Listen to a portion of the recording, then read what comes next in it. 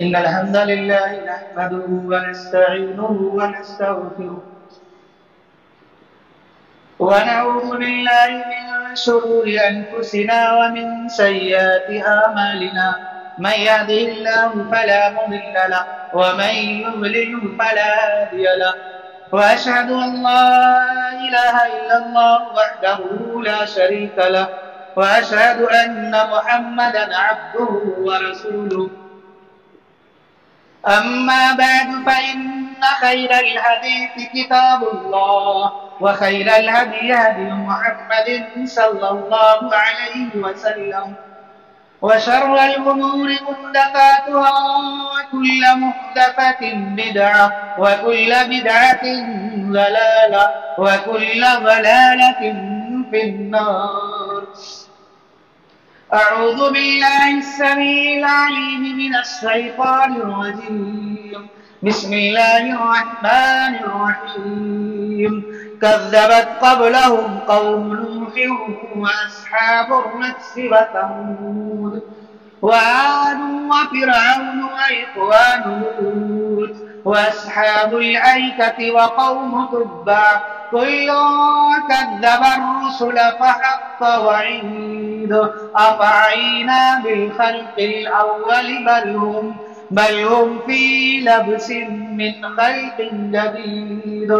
وقال النبي صلى الله عليه وسلم من عال جاريتين حتى تبلغا جاء يوم القيامة أناه وهكذا وذم أصابعه. رواه مسلم في صحيحه. سبحانك لا علم لنا إلا ما علمتنا إنك أنت العليم الحكيم. رب يسر ولا تعسر وتمم بالخير. اللہ رب العالمین کا بے پناہ شکر و احسان ہے جو ہمارا اور آپ کا تنے تنہا خالق و مالک ہے. وہ رب العالمین جو اس پوری کائنات پر حقیقی اور سچی حکمرانی کر رہا ہے. مختصر سی تعریف خداوندی کے بعد ہزاروں اور لاکھوں درود و سلام نازل ہو اللہ سبحانہ و تعالی کے تمام برگزیدہ چنیدہ اور پسندیدہ نبیوں اور رسولوں پر، بالخصوص اس کائنات کے آخری پیغمبر جناب محمد الرسول اللہ صلی اللہ علیہ وسلم پر، جن کی زندگی کا ایک ایک عمل ہمارے اور آپ کے لیے اور ایسے ہی رہتی دنیا تک ساری انسانیت کے لیے اسوہ اور نمونہ ہے. دینی اور اسلامی بھائیوں، بزرگوں اور نوجوانوں اور پیارے بچوں، آج کے اس خطبہ جمعہ میں مجھے جس موضوع پر آپ سے گفتگو کرنی ہے وہ ہے بیٹی اسلام کی نظر میں. یہ اس لیے میں نے انتخاب کیا کہ اس سے پہلے جب میرا آپ کے ہاں خطبہ جمعہ کے لیے آنا ہوا تھا اس وقت میرا موضوع تھا جہیز سماج کی ایک لعنت، عورت پر ظلم. اس پر میں نے کچھ مختصر سی بات آپ کے سامنے پیش کی تھی. آج انشاءاللہ اسی کا تتمہ اور تکملہ آپ کے سامنے پیش کیا جائے گا. اور یہ معذرت بھی کرتا ہوں کہ یہ مہینہ ربیع الاول کا مہینہ ہے جہاں اہل بدعت نے ہر مہینوں کے اندر کچھ نہ کچھ بدعتیں ایجاد کر کے رکھی ہیں. وہیں پر اس مہینے کے تعلق سے بھی لوگ عید میلاد النبی کے نام سے ایک بدعت مناتے ہیں، جلوس نکالتے ہیں جس کا دین سے، شریعت سے، کتاب و سنت سے کوئی واسطہ نہیں دور دور تک. نبی اکرم صلی اللہ علیہ وسلم اس دنیا کے اندر 63 سال تک رہے، کبھی آپ نے اپنا میلاد نہیں منایا. اور آپ کے بھی 4 بیٹیاں اور 3 بیٹے پیدا ہوئے، کبھی آپ نے ان کا میلاد نہیں منایا. آپ کے پاس 11-12 بیویاں تھیں، کبھی آپ نے ابھی اپنے ان بیویوں میں سے کسی بیوی کا میلاد نہیں منایا، اور آپ کے بعد آپ کے صحابہ نے کبھی آپ کا میلاد نہیں منایا، کبھی تابعین نے، کبھی تبع تابعین نے، کبھی کسی امام نے، کسی مفسر نے، کسی محدث نے کبھی نبی اکرم صلی اللہ علیہ وسلم کا میلاد نہیں منایا۔ لہذا یہ بڑے ہی خوش نصیب ہے آپ کہ اللہ تبارک و تعالیٰ نے آپ کو موحد بنایا ہے، توحید والا اور سنت پر عمل کرنے والا اور سلف صالحین کے صحابہ کے منہج پر چلنے والا آپ کو بنایا ہے۔ آپ ان بدعتوں سے پاک ہی دور ہے، یہ بڑی خوشی اور بڑے شکریہ ہمیں اور آپ کو اللہ رب العالمین کا ادا کرنا چاہیے۔ لہذا اس خرافات کے تعلق سے ہم اس سے زیادہ کوئی انرجی اپنی ختم نہیں کریں گے۔ ہمیں اس موضوع پر گفتگو نہیں کرنی ہے، صرف اتنا جاننا ہے کہ اس میلاد کا تعلق، اس میلاد کا تعلق شریعت سے کچھ بھی نہیں ہے۔ بہرحال موضوع بیٹی اسلام کی نظر میں social media, electronic media, print media کے حوالے سے روزانہ ہم یہ اخباروں میں یہ خبریں پڑھتے، سنتے، دیکھتے ہیں کہ آج فلاں جگہ پر ایک معصوم لڑکی کو زندہ جلا دیا گیا، فلاں جگہ پر ایک بھائی کے بہن کو زندہ جلا دیا گیا، فلاں مقام پر ایک نوجوان نے اپنی نوبیاہی بیوی کو زندہ جلا دیا۔ آخر ان جلتی ہوئی تصویروں کو دیکھتے ہیں، ان رپورٹ کو پڑھتے ہیں تو دل یہ پوچھتا ہے کہ بتاؤ کیا جرم تھے اس کے، کیا گناہ تھے اس کے، کیا پاپ تھے اس کے، جس جرم کے بدلے میں ایک انسان کو زندہ جلا دیا گیا۔ تو رپورٹ یہی سامنے آتا ہے کہ جہیزی درندوں نے ایک معصوم لڑکی کو جہیز کی وجہ سے، جہیز نہ لانے کی وجہ سے موت کے گھاٹ اتار دیا۔ میرے بھائیوں، یوں تو شادی کے معنی خوشی کے ہوتے ہیں، لیکن برے رسم و رواج کی وجہ سے شادی خوشی میں نہیں بلکہ غمی میں تبدیل ہو جاتی ہے۔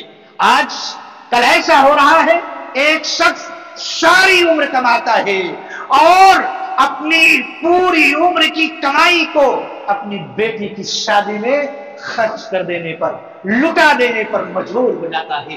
آج بہت سے شریف گھرانوں میں دیکھیں آپ بیٹیاں بیٹھی ہوئی ہیں، ان کی عمریں بھی بہت زیادہ ہو گئی ہیں، ماں باپ ان کے فکر میں بھول رہے ہیں، مگر ان غریب بچیوں کی شادیاں صرف اس لیے نہیں ہو پا رہی ہیں کہ برے رسم و رواج پر خرچ کرنے کے لیے ان غریب ماں باپ کے پاس روپے اور پیسے نہیں ہیں، جبکہ پیارے نبی صلی اللہ علیہ وسلم نے نکاح کو بہت آسان بنایا، بہت آسان، اور سب سے زیادہ آسانی والے نکاح کو خیر و برکت کا حامل نکاح قرار دیا۔ فرمایا نبی اکرم صلی اللہ علیہ وسلم نے خیر النکاح ایسرہ، سنن ابو داؤد کی روایت ہے، اللہ کے نبی صلی اللہ علیہ وسلم فرماتے ہیں سب سے زیادہ خیر و بھلائی کا حامل وہ نکاح ہے جو سب سے آسانی کے ساتھ اور سب سے سادگی کے ساتھ کیا گیا ہو۔ پیارے نبی صلی اللہ علیہ وسلم نے نکاح کو آسان اور زنا کو مشکل بنایا، زنا کو مشکل بنایا۔ فرمایا نکاح میری سنت ہے، زنا حرام ہے۔ جو انسان نکاح کرنا چاہے نبی کی سنت کے مطابق منٹوں میں کام ہو سکتا ہے، منٹوں میں۔ پیارے نبی صلی اللہ علیہ وسلم ارشاد فرماتے ہیں نکاح دیکھو کتنا آسان ہے، لیکن آج ان جہیزی درندوں کی وجہ سے کتنے غریب ماں باپ اپنی بیٹیوں کے رشتے کے لیے در در بھٹکتے رہتے ہیں، اور جب اپنی بیٹیوں کے رشتے کے لیے کوئی لڑکا نہیں پاتے، کوئی بھی لڑکا بغیر جہیز کے بیٹی لینے کو تیار نہیں ہوتا، تو بسا اوقات ان غریب باپ کے منہ سے یہ نکل جاتا ہے کاش یہ بیٹی نہ ہوتی، یہ مصیبت نہ ہوتی، کاش یہ بیٹی نہ ہوتی، زندگی میں بیٹی نہ آتی تو یہ پریشانی نہ دیکھنے کو ملتا۔ ہمارے ایک متعلق تھے، ایک بزرگ، وہ کہہ رہے تھے مجھ سے میں 2 سال سے گاؤں جا رہا ہوں، رشتہ ڈھونڈنے کے لیے بہت ادھر اس گاؤں میں لیکن میرے پاؤں گھس گئے، چپل گھس گئے، لڑکی کا رشتہ معقول نہیں ہوتا رہا ہے۔ اگر کہیں معقول ملتا ہے تو وہ بغیر جہیز کو تیار نہیں ہے، اتنے روپے کیش مانگ رہا ہے۔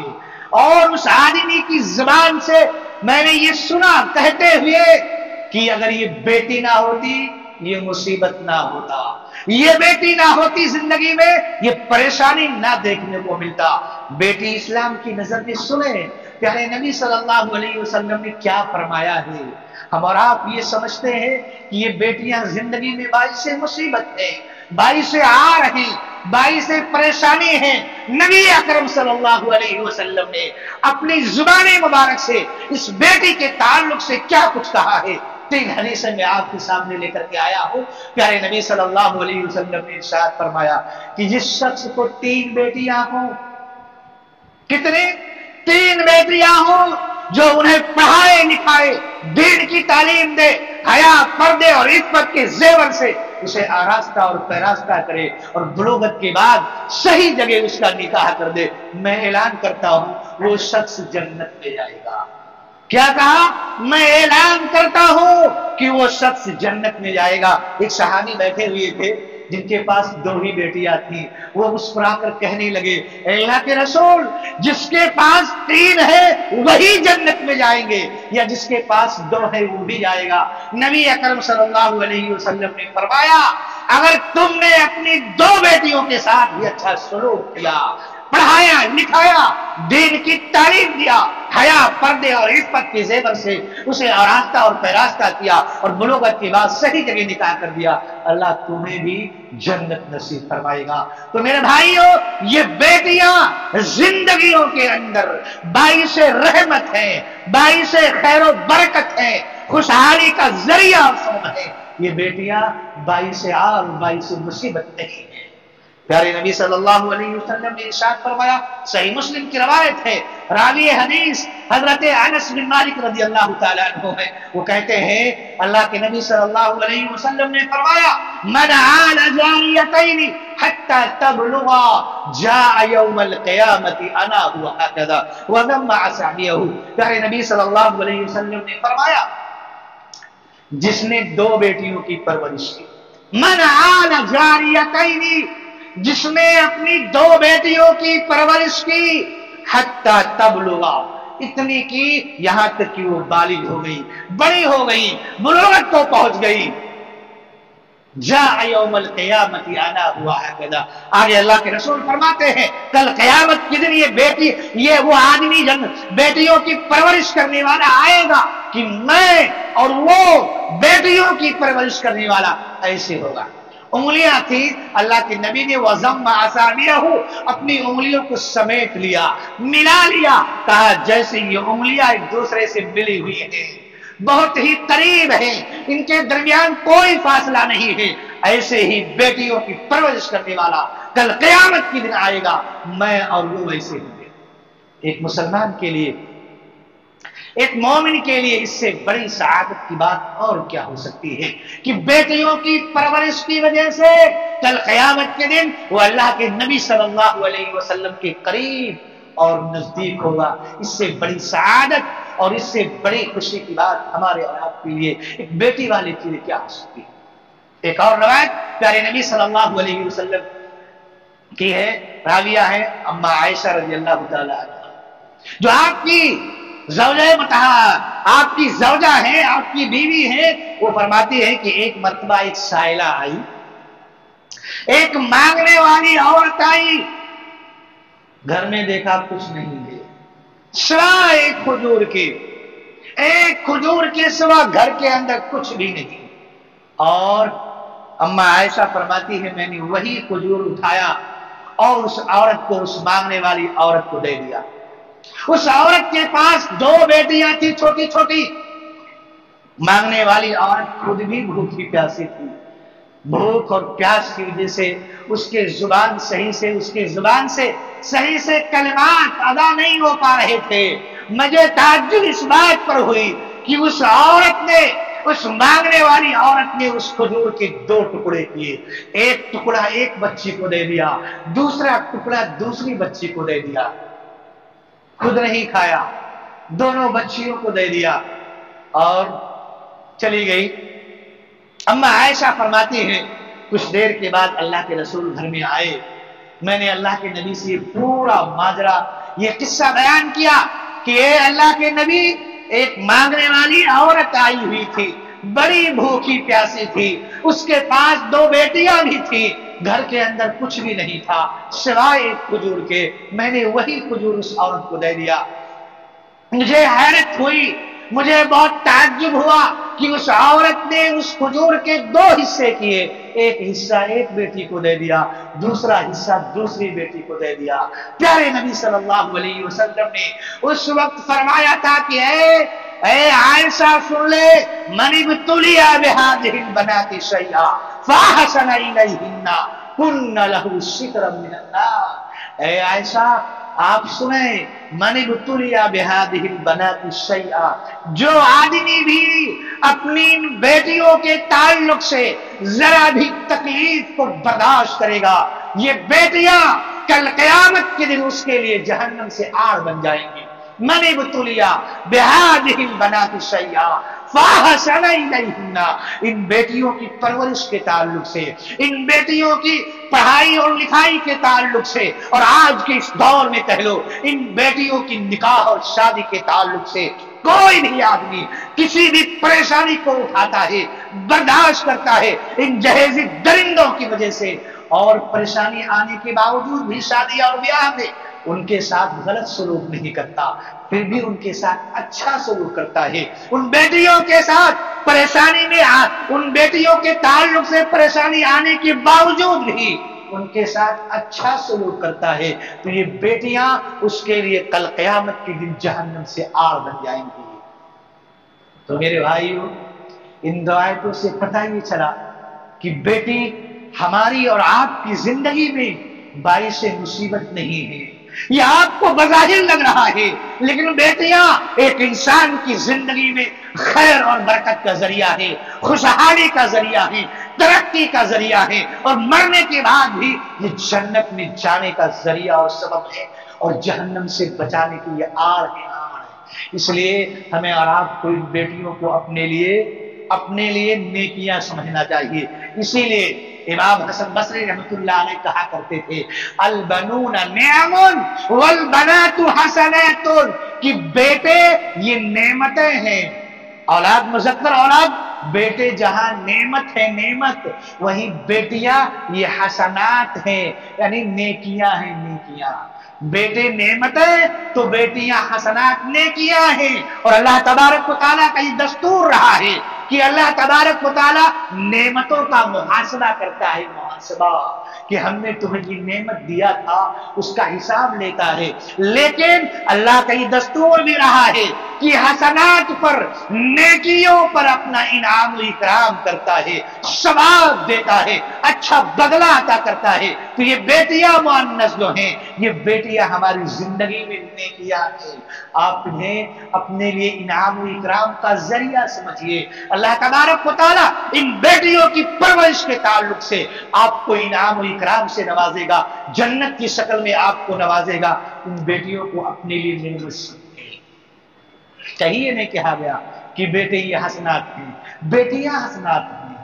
اور اسی لیے میں کہا کرتا ہوں کہ بڑے خوش نصیب ہیں وہ باپ، خوش نصیب ہے وہ ماں جسے اللہ تبارک و تعالیٰ نے بیٹی سے نوازا ہے، بیٹی سے۔ آپ محسوس کریں اپنی زندگیوں کے اندر، ایک والد، ایک باپ، ماں اگر بیمار ہو جائے، کچھ اس کو تکلیف پہنچ جائے، سب سے پہلے اس کی خدمت کے لیے پہنچنے میں لڑکیاں آگے آگے ہوتی، بیٹے پہنچتے ہیں یا نہیں؟ کبھی ایسا ہوتا ہے جو تکلیف، جو درد ایک بیٹی کو ہوتا ہے اپنی باپ کے تعلق سے، جو تکلیف ایک بیٹی کو ہوتا ہے اپنی ماں کے تعلق سے، وہ بیٹوں کو نہیں ہوتا، بڑی درد ہوتی ہے بیٹیوں کو۔ اس لیے میرے بھائیوں، اگر ان جہیزی درندوں کی وجہ سے آپ کو کوئی تکلیف اور پریشانی آ رہی ہے تو نبی کریم صلی اللہ علیہ وسلم کی حدیث کے حوالے سے آپ اپنے لیے اسے باعث خیر سمجھیں۔ اسے کار ثواب سمجھے کہ وہ خیر کا ذریعہ ہے، وہ برکت کا ذریعہ ہے، وہ مرنے کے بعد جنت میں جانے کا ذریعہ سبب ہے، اس لیے ان پریشانیوں کو برداشت کریں۔ اور اس جہیز کے حوالے سے میں ایک بات اور اخیر میں یہ کہنا چاہتا ہوں، بہت ساری باتیں ہیں لیکن اب ٹائم بہت کم ہے، کہ اس جہیز کو اگر سماج اور معاشرے سے پاک کرنا ہے، مشکل نکاح کو آسان کرنا ہے، تو اس کے لیے سب سے پہلے ہم علماء کو آگے آنا ہوگا۔ علماء کو چاہیے کہ ایسے لوگوں کو جو سنت کا مذاق اڑاتے ہیں، جو شریعت کے ساتھ کھلواڑ کرتے ہیں، جو بلا جہیز کے، بلا بارات کے، بلا لین دین کے شادی نہیں کرتے، ایسے لوگوں کو بائیکاٹ کر دیں اور یہ اعلان کر دے کہ ایسے لوگ جو سنت کا مذاق اڑاتے ہیں، ہم علماء ان کی دشمن ہیں۔ اگر یہ علماء بائیکاٹ کریں اور ان برائیوں کے خلاف آواز بلند کریں تو کیا یہ اپنی بہن بیٹیوں کا نکاح کسی پنڈت جی سے پڑھوائیں گے؟ نہیں، آئیں گے ہی علماء کے پاس، مگر ہمارے حضرات علماء کے پاس لگتا ہے آج اتنا بڑا جگر نہیں ہے، آج اتنا بڑا دل نہیں ہے، آج ان کی شخصیتیں نہ جانے کیوں مجروح ہوتی ہوئی چلی جا رہی ہیں، نہ جانے کیوں وہ دولت کے پیچھے پڑتے ہوئے چلے جا رہے ہیں۔ میں آواز دیتا ہوں، آپ اٹھیں، علماء اٹھیں، ان برائیوں کے خلاف آواز بلند کریں۔ اگر آپ نہیں اٹھیں گے اور علماء ان برائیوں کو ختم نہیں کریں گے تو اور کون کرے گا؟ نبی، انبیاء، پیغمبر تو اب اس دنیا کے اندر آنے والے نہیں ہے۔ نبیوں کے آنے کا دروازہ، سلسلہ یہ بند ہو چکا ہے۔ نبوت کے اس کام کو، سنت کی پاسبانی کو، شریعت مطہرہ کے اس نصاب کو، ان تمام ذمہ داریوں کو علماء کو انجام دینا۔ اسی لیے سب سے پہلے اس سلسلے میں علماء آگے آئے۔ اور دوسری طرف میں اپنے نوجوانوں سے بھی کہوں گا کہ اے ہمارے نوجوانوں، آپ کو کب ہوش آئے گا؟ آپ کب سمجھو گے؟ آپ کے دلوں کے اندر یہ جوش کب پیدا ہوگا کہ آپ یہ کہہ دیں کہ ایسے لوگ جو سنت کا مذاق اڑاتے ہیں، ہم انہیں اپنی شہروں سے اور اپنی گلیوں سے نکال کر باہر پھینک دیں، اور یہ کہیں ایک نوجوان کہ ہم جئیں گے تو نبی کی سنت کے ساتھ اور مریں گے بھی تو نبی کی سنت پر مریں گے۔ اگر ایک نوجوان یہ عہد کر لے، یہ عہد کر لے کہ آج کے بعد ہم جو بھی شادی کریں گے، ہم میں سے جو بھی نکاح کرے گا، ہر نوجوان یہ عہد کرے کہ ہم بلا جہیز کی نکاح کریں گے، بلا بارات کی نکاح کریں گے، بلا لین دین کی شادیاں کریں گے، اور اسی کے ساتھ ساتھ سماج اور معاشرے میں جو بھی جہیز کا مطالبہ کرے گا اور بلا جہیز کی شادی نہیں کرے گا، اسے ہم اپنے شہروں سے اور اپنی گلیوں سے نکال کر باہر کریں گے۔ تو میں سمجھتا ہوں یہ جہیز جیسی لعنت، یہ جو نکاح مشکل ہو گیا ہے، یہ ختم ہو سکتا ہے۔ لیکن اس کے لیے ہم علماء کو اور دوسری طرف نوجوانوں کو آگے آنا ہوگا، آگے آنا ہوگا۔ ایک اور بات میں تھوڑی سی حدیث کی تھوڑی سی ایک سکھ، آج ہوتا یہ ہے کہ لوگ انتخاب ہی میں گڑبڑ کر دیتے ہیں۔ شادی کا انتخاب کرنا ہے، لوگ انتخاب ہی میں گڑبڑ کر دیتے۔ نبی کریم صلی اللہ علیہ وسلم نے فرمایا اذا اتاکم من ترضون دینہ وخلقہ فزوجوہ ان لم تفعلوہ تکن فتنۃ فی الارض وفساد عریض۔ یہ تشریح کا موقع نہیں ہے۔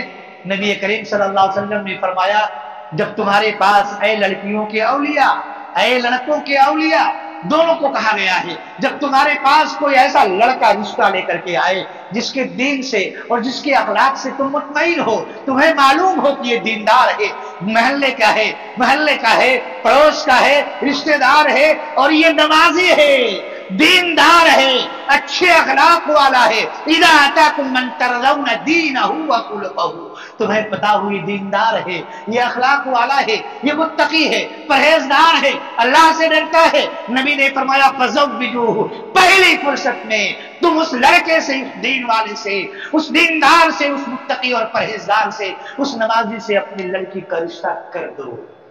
اگر تم نے ایسا نہیں کیا، تم نے اس دین والے کو پسند نہیں کیا، تم نے اس اخلاق والے کو، نمازی کو پسند نہیں کیا، تمہارے دماغ میں یہ رہا کہ ہماری لڑکی کے لیے رشتہ ایسا ہونا چاہیے، لڑکا ایسا ہونا چاہیے جو سماج اور معاشرے کا دولت مند ہو، امیر ہو، کوٹھیوں اور بنگلے والا ہو، زمین اور کاروباری والا ہو، لکھپتی ہو، نبی نے فرمایا تکن فتنۃ فی الارض وفساد عریض، تو ایسی صورت میں ہوئی زمین پر بہت بڑا فتنہ اور بہت بڑا فساد ہوگا۔ آج یہی ہے جو فحاشیاں، برائیاں، بدکاریاں، زناکاریاں جو عام ہوتی ہی جا رہی ہیں، اس کے اندر ایک بہت بڑا سبب شادی اور بیاہ میں دیر کرنا ہے۔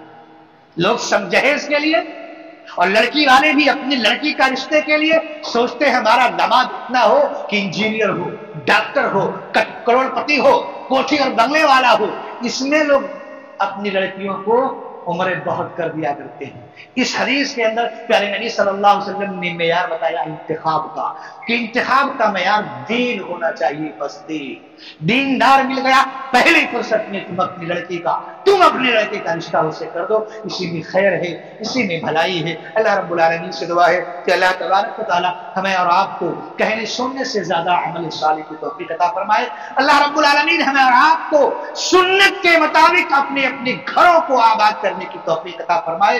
اللہ رب العالمین ہمیں جہیز جیسی بری لعنت سے اپنے سماج اور معاشرے کو پاک کرنے کی توفیق عطا فرمائے۔ اللہ العالمین تو جب تک ہمیں اس دنیا کے اندر رکھے، دین پر، اسلام پر اور ایمان پر زندہ رکھے، جب خاتمہ ہو تو ایمان باللہ پر خاتمہ نصیب عطا فرمائے۔ آمین۔ ربنا تقبل منا انك انت السميع العليم وتب علينا انك انت التواب الرحيم۔ إن الحمد لله نحمده ونستعينه ونستغفره ونعوذ بالله من شرور أنفسنا ومن سيئات أعمالنا، من يهده الله فلا مضل له ومن يضلله فلا هادي له، وأشهد أن لا إله إلا الله وحده لا شريك له، وأشهد أن محمدا عبده ورسوله۔ إن الله وملائكته يصلون على النبي، يا أيها الذين آمنوا صلوا عليه وسلموا تسليما۔ اللهم صل على محمد وعلى آل محمد كما صليت على إبراهيم وعلى آل إبراهيم إنك حميد مجيد۔ اللهم بارك على محمد وعلى آل محمد كما باركت على إبراهيم وعلى آل إبراهيم إنك حميد مجيد۔ عباد الله، رحمني ورحمكم الله، إن الله يأمر بالعدل والإحسان وإيتاء ذي القربى وينهى عن الفحشاء والمنكر والبغي يعظكم لعلكم تذكرون۔ اذكروا الله يذكركم وادعوه يستجب لكم ولذكر الله أكبر والله يعلم ما تصنعون۔